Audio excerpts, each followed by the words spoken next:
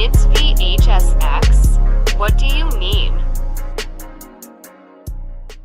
Alright everybody, welcome back to a brand new video. Today we're going to be talking about a forum post, because it has been, I feel like it's been a little bit since we really spoke about one. And this one's titled, "People Min-Maxing This Game Ruined It For Me." Because efficiency killed this game for me. No matter how many times I lose, I still end up against survivors or killers focusing on max efficiency. How am I supposed to enjoy a game like this when people are mostly pretentiously and desperately trying to be a comp player? Now, as you guys know, I am somebody who has played to win quite a bit on this game. I genuinely found that to be the most fun way for me to play the game. I just enjoy like playing characters, getting better with those characters, learning about my characters. Like, that to me is what I find fun. So like getting better with my character to me is what I get enjoyment out of. Like, that's what I like to do. So for me, I can go like, that's like, you know, I may have contributed to this, or yeah. So, but I haven't really played the game much recently, so I can't say that I've continued to do so. But anyway, I had to completely agree with the post, because this is unfortunately a side effect of how the game kind of has evolved. Both sides want to win. Both sides are playing with the strongest stuff they can bring. I mean, that's just kind of why metas exist, right? And that is just how it goes, right? And that's just the player base. That's what they want to do. That's what they are doing, because I think it's just kind of a response on top of a response. Like, regardless of where you begin, the cycle always leads back to that same person or that same side or whatever it is. You know, this one person can start off playing to win, and then this other person will face them, and then they're just playing casually. Then they're like, well, now because they're sweating, I gotta sweat, and then they go into their next game sweating, and then the other person that they face is now going to deal with the sweat. Then they're gonna put on sweat. The next person playing casually has to face that. It just kind of keeps going and going and going.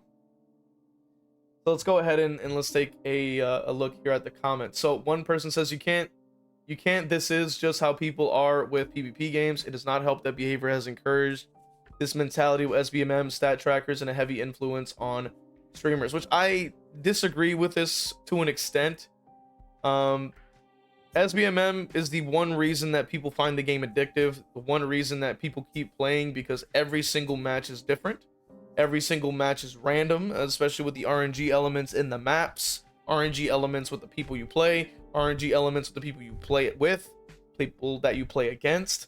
Like, these are things that keep the game going. That's why people keep playing, because every match is different than the last. It does not feel the same necessarily all the time, and that's why people keep going. That's why people keep saying it's like a slot machine. You know what I mean? They keep pulling and they're trying to get that W. You know what I mean? And that's how it goes. Stat trackers are just there because people wanted them. Obviously, they want to see, you know, like, numbers go up. That's just how people are. And heavy influence on streamers, I kind of disagree with. I can't say that that's entirely the case.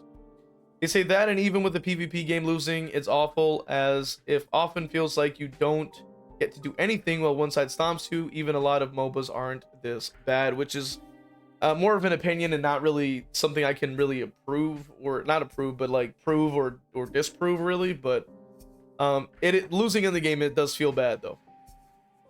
PvP games like this are an arms race. You fall behind, the meta will crush you. But yeah, that's just how it goes. Yeah, that is very true. This person says, play how you want to play, which I agree with that completely. This person says, oh, look, my experience is quite the opposite. I'm a comp player. I never see any competent players, especially on the survivor side, unless I'm in a 4-man, and majority of my teammates escape multiple times in a row. Then we get some S-tier killer running for slowdowns to get spat on. Harsh truth is that most players just aren't very good, and that's fine. But when behavior balances around these inexperienced players, things start to get messy for high MMR. Still waiting for all killers to get individual tutorials and some on-the-fly videos in the loading screen to at least help survivors understand who they're playing against. And I have to completely 100% agree, without a shadow of a doubt in my mind, with this person here. Competitive DBD here. 100% agree, because that is how the game is being balanced. It is being balanced around the most inexperienced of players, and that's why we have gotten all the changes we've gotten recently, including the additional time of endurance off hooks, while we've gotten the additional time on the hook, we have gotten you know, buffs to healing, buffs to this, buffs to that, like, you know, like you name it, right? Like, it's any buff you're seeing usually helps them more. But then as a side effect, because keep in mind, the vast majority are low level MMRs, average level MMRs. So because they're trying to help the vast majority, the minority of the players, which is like the high MMR people, then can use those tools aggressively and to an extreme level, to where it's like there's not a lot you can do against it unless you're playing something that can keep up. And that's why Blight is so common, because of that fact. Blight can keep up with gen speed, can keep up with mobility, can keep up with exhaustion, can keep up with pre-run, like he can keep up with everything. So like it's going to be picked more often than not, because no one's picking Ghostface, no one's picking Skull Merchant, no one's picking Trapper. Like they want to actually keep up, they want to have fun, they want to play their game. Like, so that's just kind of how it goes, unfortunately. And this person says another good point too, which is like, given the opportunity, people, or players rather, will optimize the fun out of a game. They say argue tunneling is a textbook, but I mean, it's not just tunneling. Like, let's not go there, right? Because keep in mind, tunneling is simply a strategy, right? And what is the strategy? You're eliminating somebody that can provide pressure into the match. Every survivor can provide their own amount of pressure, whether they are aware of it or not. Their existence is pressure. I've said this many times. A survivor that's alive can easily run over and use an EMP on Singularity, can find a spray for Wesker, can get a syringe for Nemesis, can do like reveal Ghostface, can disable a drone, can disable a trap, can disable another trap, right? Hag or Trapper. Just them being around can do those things. They can find medkits to heal people faster. They can have healing perks on and heal faster. They can save people. They can pick people up off the ground. Them being around already provides that pressure. So by using that strategy to get somebody out, literally will reduce that pressure completely, making it easier to manage. That's why it exists. Like, it's just how it goes. It's the same way that you'll see survivors running to the corners of the map. You want to run as far as you can from the hook, because they have to literally follow you all the way over there, down you there, then pick you up, and then walk all the way back to where a hook is. That's a bunch of time being invested into actually getting that down. That's why, like, that's another strategy. Like, these are all strategies. For some reason, like, everyone keeps thinking it's like personal or targeted or something. It's like, no, it's just how the game is. Like, what else is there to do? You know what I mean?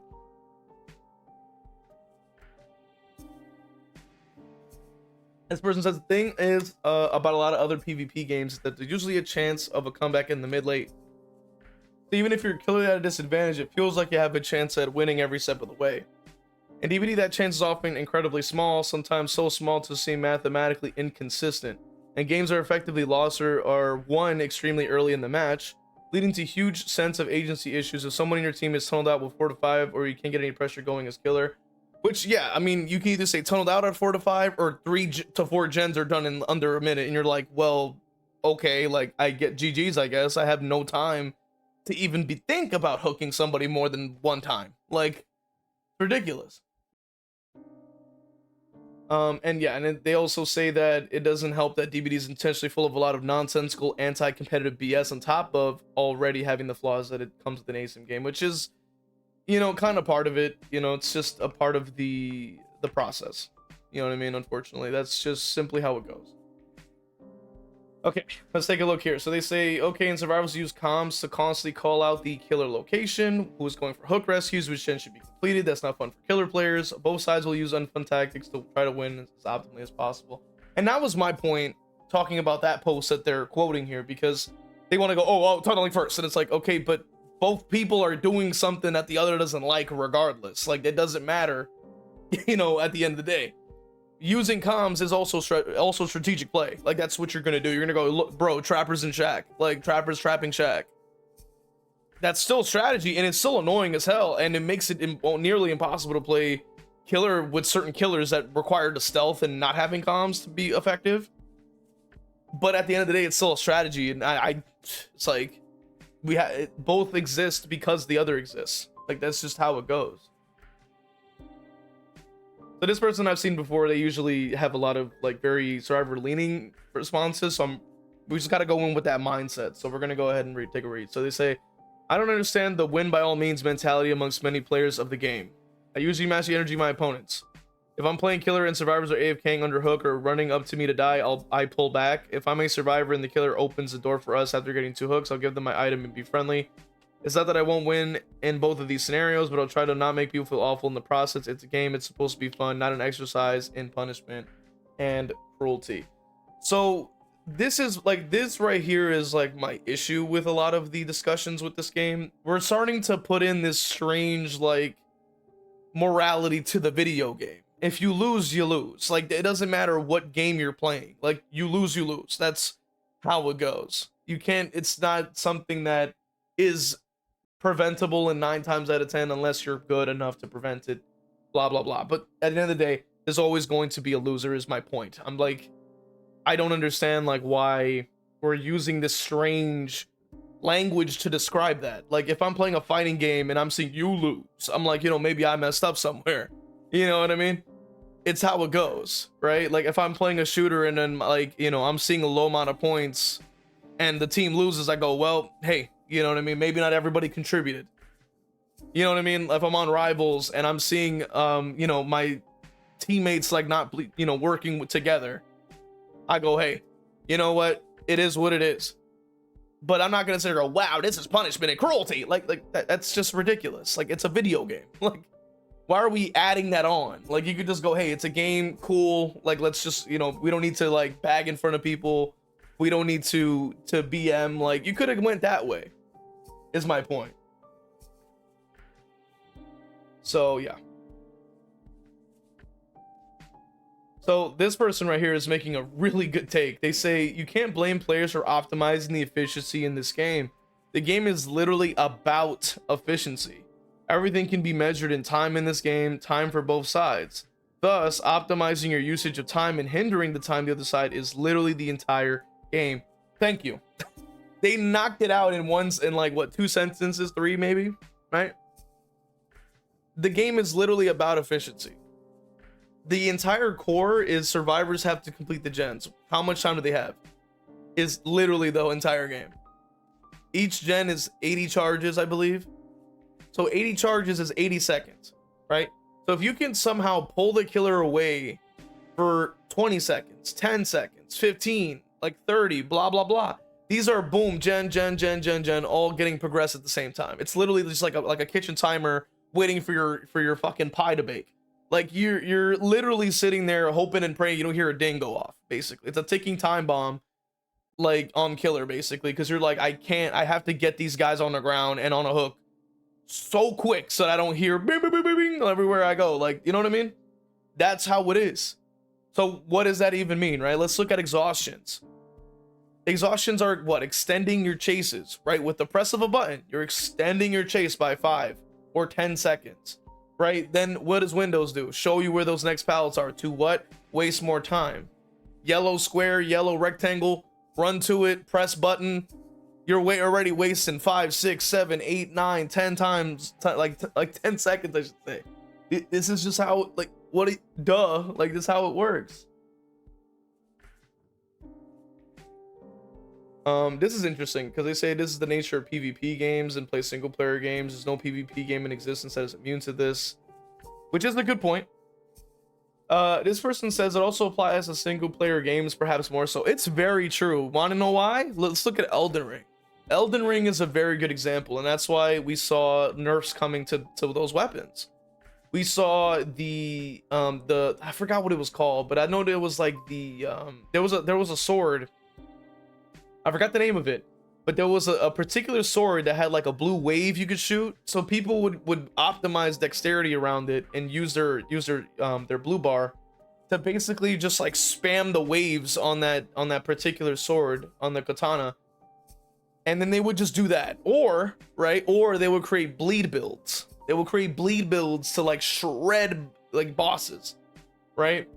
I've seen a build where people like use like this beam ability, look like a Kamehameha, blasting bosses. Like they would optimize and only go into dexterity, and then they would just start, spawn in, charge it up, and beam the boss. Like they wouldn't even fight the boss. They wouldn't learn the boss. They would just come in with a build and just be like, I'm gonna just kill this thing. And it's like, at the end of the day, like you look at that and you go, yeah, that's like, it's optimization is just a part of gaming in general. Like you want to optimize things. Let's look at even speedrunning. That's the epitome of optimization. You're trying to save literally seconds on just jumps, seconds on corner turnings, seconds on clipping through walls to try to say, like, go through a mission quicker, trying to, like, you know, count the seconds that loading screens take. Like, these are things that are a part of, like, single player too. It's not just PvP as well. And it's very true. And I completely agree. Like, it's just optimization comes with gaming. But I do agree with this person, because they say developers should strive to make the boring stuff not as powerful to make an interesting game. This is something that most games seem to get, but DBD really leads into. I do completely agree. I mean, I feel like I can go off on a lot of different perks and stuff like that in the game that I think can be changed, that I think should be, you know, adjusted so they're not as meta, so that other things can shine, other things can be unique and interesting. And unfortunately, that's just not something we have. That's not something that we're getting. But I hope that maybe one day it will. But right now we don't have that. So let's take a look here. Because they say it's not possible. It's something that inherent in the 1v4 nature of the game. Which I'll read it just to see if I agree or disagree. But let's take a look. So they say there is one killer whose strength lies in having better stats than the individual survivors, primarily movement speed in DBD's case. There are 4 survivors who are individually weak but collectively have the ability to be in multiple places at once, meaning that they have a greater ability to pressure the map and greater combined efficiency on objective than the killer does. So, if the survivor's biggest strength is their numbers, it follows the best thing a killer can do to increase their odds of winning is to thin out the survivor's numbers quickly. This person is breaking down exactly why tunneling exists. He's breaking down why Blight or high mobility characters like Blight are picked so often in just those like 2 paragraphs pretty much. That's it right there. And unfortunately, for some reason, like the DBD community, the vast majority don't want to hear this, but this is how the game functions. This is how the game works. If you play the game enough, you'll see it, or at least you care enough, because I know a lot of people just kind of turn their brain off when they play DBD. But for those of us who do want to engage with the game, because we actually enjoyed the game enough to care about how the game works, to care about how perks work, to care about how killers work, to care about interactions, I would assume we would know something about the goddamn game. But you know, it's like, damn. But yeah, so they're breaking it down. They're breaking it down exactly like how I would have probably done the same. It says reduce their ability to pressure multiple areas of the map at once by taking someone out, and the map swings in your favor because you mitigated the main advantage they have over you. Thank you. That's exactly what it is. It's a logical conclusion of a game with asymmetrical team numbers, and it's been the go-to strategy of players who want to win in every asim that I've ever played. DBD is unique, though, that in every player here views it as a great injustice rather than the strategy that makes the most sense mathematically for their opponent. It's the same way that when you're playing Survivor, you want to do gens that are completely like spread out, like, right? Basically, that's why Deja Vu is like as strong as it is. It's like you can see the closest gens. So you go, okay, I'm gonna pick the one of those in that 3, so that we can prevent the 3 gen. Because if we let him keep this area uncontested, then we'll finish all the other gens, and then that area he can just defend, and he's gonna be effective. You would think like that. That's strategic. That's logical. That's what we want to do. But unfortunately, that's not really the case apparently. And it's really strange to me. I'm like, this is just how it goes. It's the same way, right? Because distance between gens makes it even harder for most characters to traverse. And that's why mobility is key for the majority of the characters. It says it doesn't matter how many carrots or sticks they add, tunneling will always be the most effective way to pick killer as long as the survivors outnumber the killers and survivors are individually weaker than the killer. Ooh, this is the good part, because this is the part I completely agree with here. I can imagine. It says to eradicate tunneling, you'll need to fundamentally change the dynamics of the game to an extent that it couldn't really be considered the same game anymore. If survivors no longer outnumber the killers than it is in an ASIM, and if survivors are equally as strong as a killer than it is in a horror game, there are only so many planks of wood you can replace on a boat before you have a new boat entirely. Very true. It's very true. I used to find tunneling very offensive. I complained about it quite a lot here on the forums, but my mindset has shifted when I realized there's no way to solve it without drastically upsetting the balance or core mechanics of the game, as we saw with the several previous attempts at the anti-tunneling mechanics. I really wish more people had that mindset where they actually can learn from their mistakes, learn from their stupidity, and actually look at it and go, maybe I'm wrong. Maybe it's really not a personal attack. Maybe it really isn't offensive. Maybe it really isn't, you know, as bad as I think it is. It's simply just them playing the game the same way I am. I'm trying to do these gens and prevent this regen. I'm trying to waste as much of his time as possible. I'm trying to do these things the same way he is. It's like, it's crazy. It's crazy, but I'm glad that somebody, at least one person in the forums, or at least are as able to be able to think like this and think outside the box and stop drinking the Kool-Aid. You know what I mean? At that point, DBD would no longer be in the game I fell in love with and sunk 6,000 hours into, so nowadays I accept it and prepare to counter it. I've since had a lot more fun on Survivor as a result. They say there's conversations to be had about the accessibility of tools survivors have to counter tunneling, giving solo queue better ability to communicate with the call-out system, or not restricting anti-tunnel perks behind paywalls. Which, to be fair, like, DS is free now. I don't know what it's called anymore, but I know Decisive Strike was added to the general perks selection. So there's your anti-tunnel.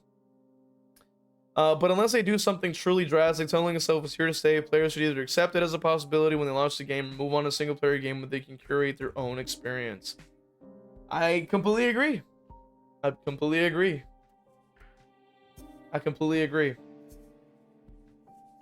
It's insane. You know what I mean? It's insane to like break it down in such a way. Like it's very nice. We'll go ahead and read this one. So it says the game's min-maxing comes with the problem of a very one-sided morality. The survivor's objectives equals 5 emotionless generators. The killer's objectives are 4 very emotional survivor players. The killer is expected to show a courtesy of not tunneling, while the survivors will never show an equal courtesy, which is very true. Unfortunately, in the DBD community, I've constantly said this, like, I wish there was a different culture within the community that would focus more on education, focus more on improvement, focus more on the fun aspects, focus more on not complaining and actually just kind of working with things, understanding things better. Because the amount of times that I can look at different places where DBD is discussed, and there's loads of people asking these ridiculous questions that I'm thinking in the back of my mind, like, this is obvious. But for some reason, instead of Googling it and doing their own research, they're just busy asking randoms.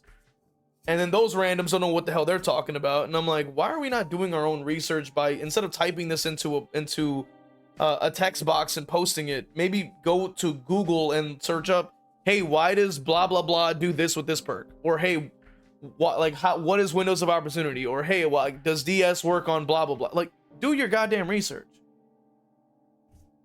Like, what the hell are we doing? Or just watch videos or other things to learn about the game. Like, I just don't understand, like, why that's not common. Weird. But anyway.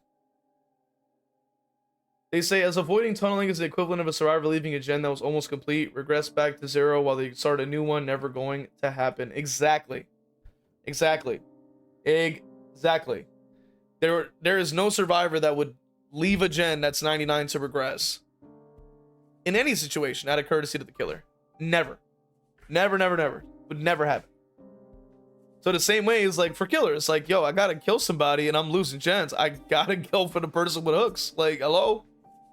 Oh, but I have to be nice, so I can't do that. It's like, yeah, but then they're getting an unfair advantage now because I'm playing to be nice and fair, but then they're not playing nice and fair. That's unequal. Like, that's like unfair, you know? So they say, in fact, in a scenario where a killer chases someone across the map to your hook, your first instinct is to weaponize the base kit tunnel endurance to rob the killer of a free hit and down. Then if the killer still shows the courtesy to chase after the unhooker, instead your very next move is to go back and tunnel the gen he chased you off of, simply because he isn't tunneling his own objective. I 100% agree. It says the same courtesy is never shown back, making it a very one-sided sense of morality in the game, with the only major difference being the gens don't get mad at you for finishing them. That's 100% correct. Simply because of what either side's objectives are, killer doing their objective fast equals mean, survivor doing their objective fast equals just playing the game. It's very true. Person said, I used to complain about tunneling, getting mad all the time until I realized all of this, and now if I get tunneled out, I try not to say anything and go to the next round. Like, I'm glad we have two people that are saying it now. I wish more people like this would be in the community. I wish we had more of them. I wish we could somehow try to tell these people this is what it is. Like this, it's like the same thing. I just don't know why it's just so incredibly one-sided with these discussions. It's crazy to me. It's very interesting to me.